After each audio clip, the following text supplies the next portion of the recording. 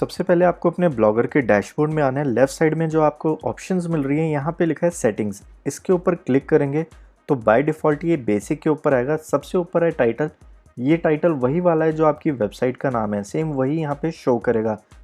अगर आप कुछ एडिट करना चाहते हैं, इसके अंदर चेंजेस करना चाहते हैं तो आप यहाँ से कर सकते हैं और उसके बाद सेव चेंजेस पे क्लिक करेंगे। यहाँ पर है डिस्क्रिप्शन, यहाँ पे एडिट के ऊपर आपने क्लिक करना है। यहाँ पर आपको मैक्सिमम 500 कैरेक्टर्स की डिस्क्रिप्शन लिखनी है। जिससे भी रिलेटेड आपने अपनी वेबसाइट बनाई है उसके बारे में आपको यहाँ पे ज़रूर लिखना है। यहाँ पे अभी मैंने लगभग 150 वर्ड के कैरेक्टर लिखे हैं, आप यहाँ से 500 तक के लिख सकते हैं। उसके बाद आपने सेव चेंजेस के ऊपर क्लिक करना है। यहाँ से आप देखेंगे बाय डिफ़ॉल्ट ब्लॉगर के अंदर HTTPS ऑन होता है। इसका आपको बहुत बेनिफिट मिलता है। अगर आप व्यू ब्लॉग के ऊपर क्लिक करेंगे तो आप यहाँ पे देखेंगे फ्रेंड्स, यहाँ HTTPS शो करेगा।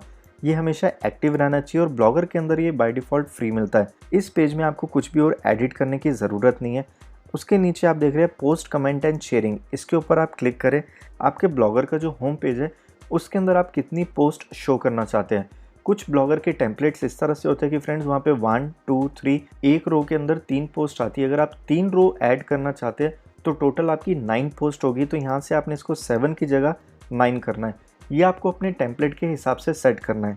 उसके बाद यहाँ देख रहे हैं कमेंट लोकेशन आ रही है, यहाँ पे लिखा है हु कैन कमेंट। आपने यूज़र विद गूगल अकाउंट, जिसके पास गूगल का अकाउंट है वही आपको कमेंट कर सकता है।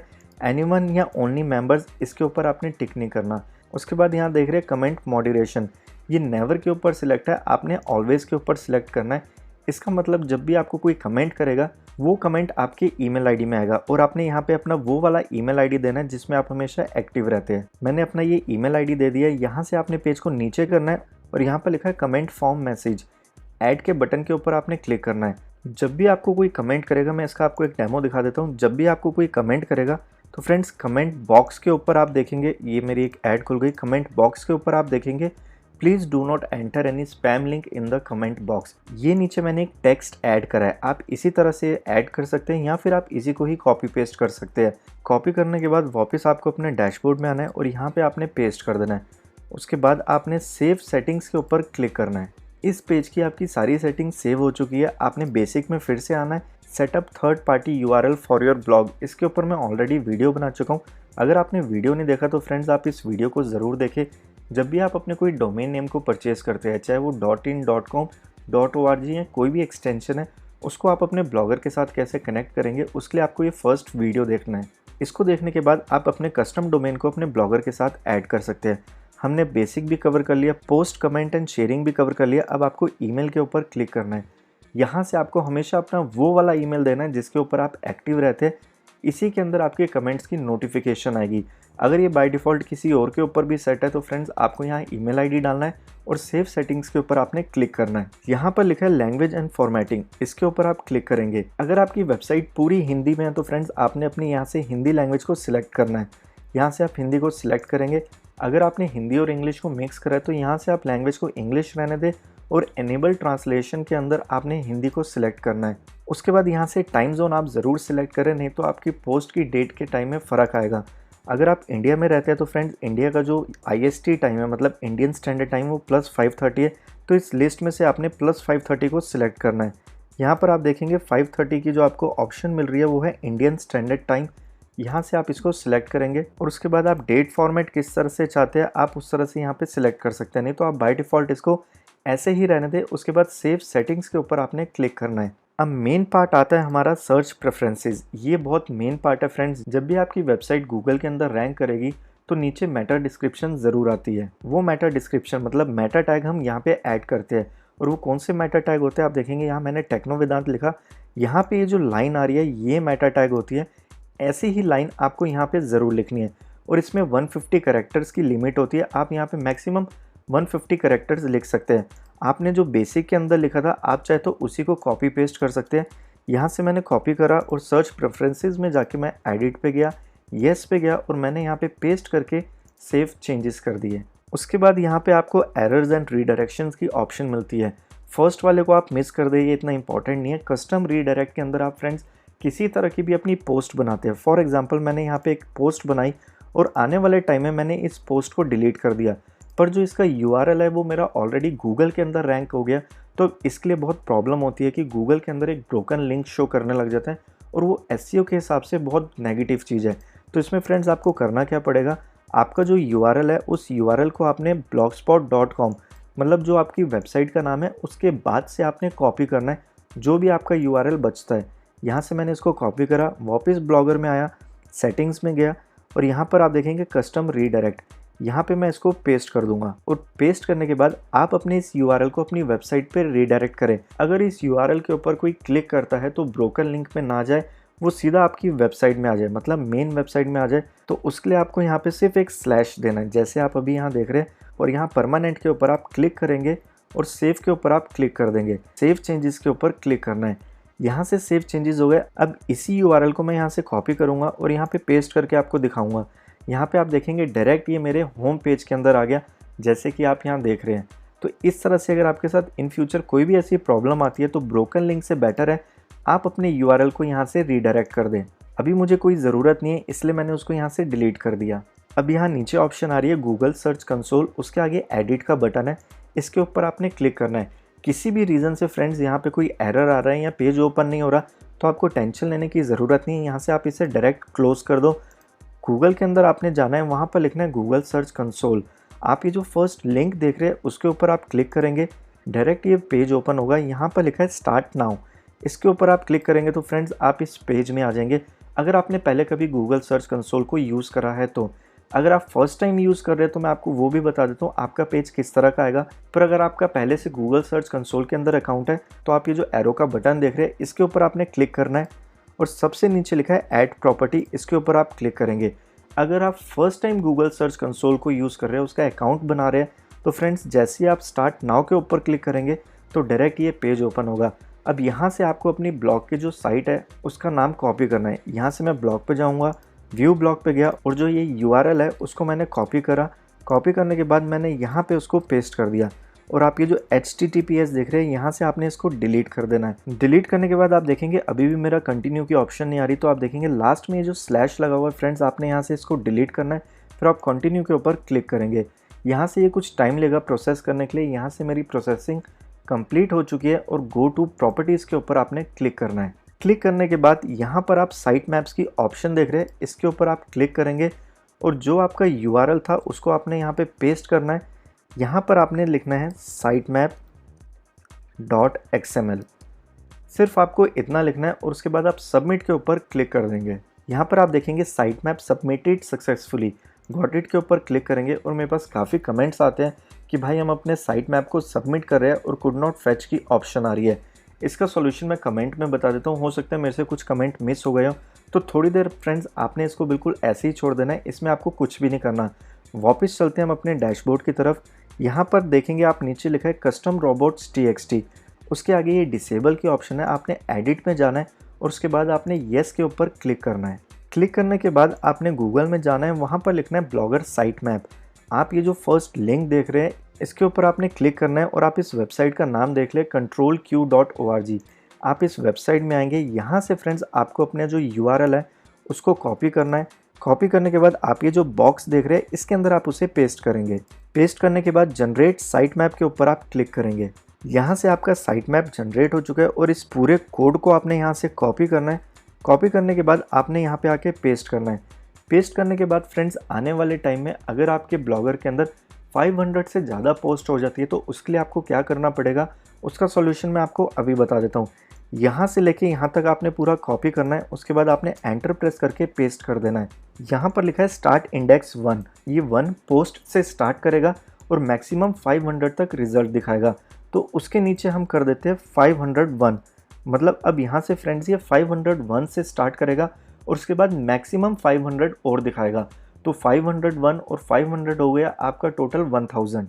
और सेम फिर से हम यहाँ से इसको कॉपी करेंगे और इसके नीचे हम पेस्ट कर देंगे।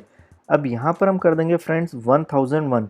तो यहाँ से अब 1000 पोस्ट अगर आपकी हो जाती है, वहाँ से लेके ये प्लस और 500 तक शो करेगा, मतलब टोटल 1500 पोस्ट तक का आपने साइट मैप यहाँ पे जनरेट कर दिया। उसके बाद आपने सेव चेंजेस के ऊपर क्लिक करना है।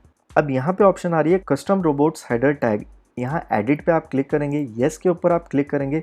आपने होम पेज को ऑल करना है, नो डीपी करना है। आर्किव और सर्च पेजेस को आपने नॉन इंडेक्स करना है और नो डीपी करना है। Default for post and pages को आपने ऑल करना है और नो डीपी करके सेव चेंजेस के ऊपर आपने क्लिक करना है।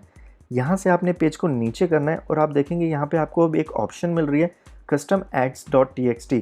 इसके ऊपर मैं ऑलरेडी वीडियो बना चुका हूँ, अगर आपने वो नहीं देखा तो मैं यहीं पे सॉल्यूशन बता देता हूँ आपको करना क्या है। यहाँ पे आपने एडिट के ऊपर जाना है और इसको यहाँ से येस करना है।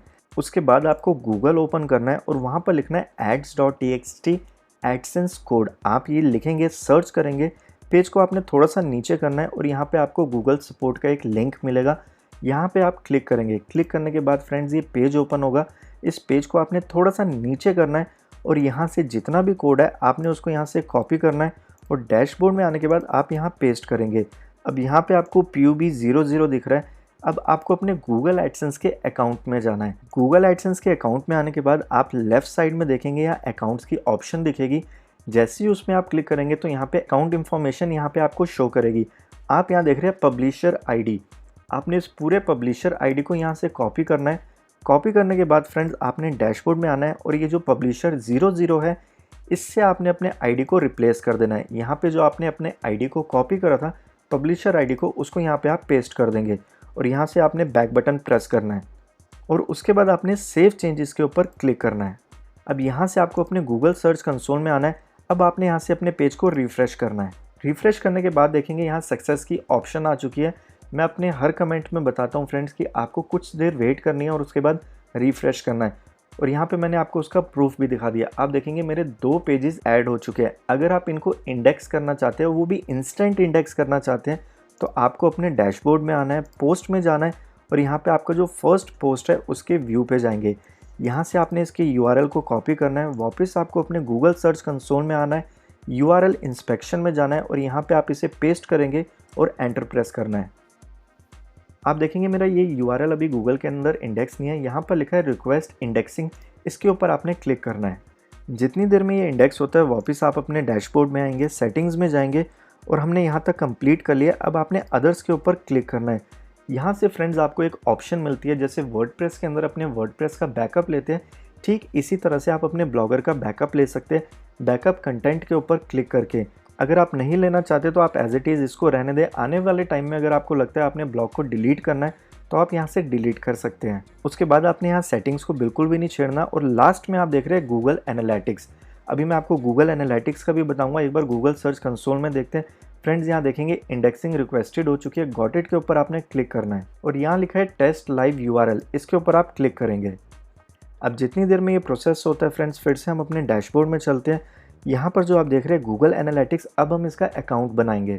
यहाँ से आपको अपने गूगल में जाना है, वहाँ पर लिखना है गूगल एनालिटिक्स। आप ये जो फर्स्ट लिंक देख रहे हैं इसके ऊपर आप क्लिक करेंगे, डायरेक्ट ये वेबसाइट ओपन हो जाएगी। यहाँ पर लिखा है साइन अप, इसके ऊपर आप क्लिक करेंगे। जब आप आने वाले टाइम में अपने गूगल एनालिटिक्स के अंदर और भी वेबसाइट्स को ऐड करेंगे तो आपको याद रहना चाहिए आपने कौन सी वेबसाइट को कहाँ ऐड करा था, मतलब किस नाम से ऐड करा था, वो नाम आपने यहाँ देना है। जैसे मैं यहाँ दे देता हूँ URL शॉर्टनर, इससे मुझे याद रहेगा कि मैंने अपनी URL शॉर्टनर वाली वेबसाइट को इसमें ऐड करा है। और उसके बाद पेज को नीचे करना है, नेक्स्ट के ऊपर क्लिक करना है।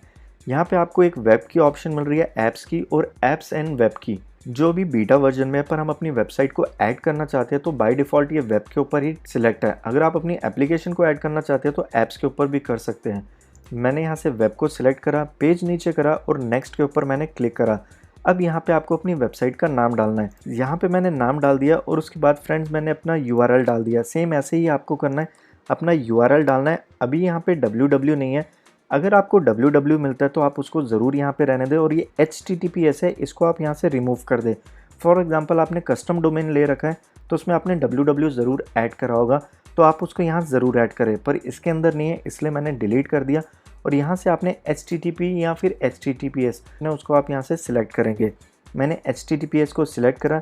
यहाँ से आप कैटेगरी सिलेक्ट करेंगे, मैं अभी आर्ट एंड एंटरटेनमेंट को कर रहा हूँ और यहाँ से आप अपनी कंट्री सिलेक्ट करेंगे। जैसे मैं यहाँ से इंडिया को सिलेक्ट करूँगा और उसके बाद क्रिएट के ऊपर मैंने क्लिक करा।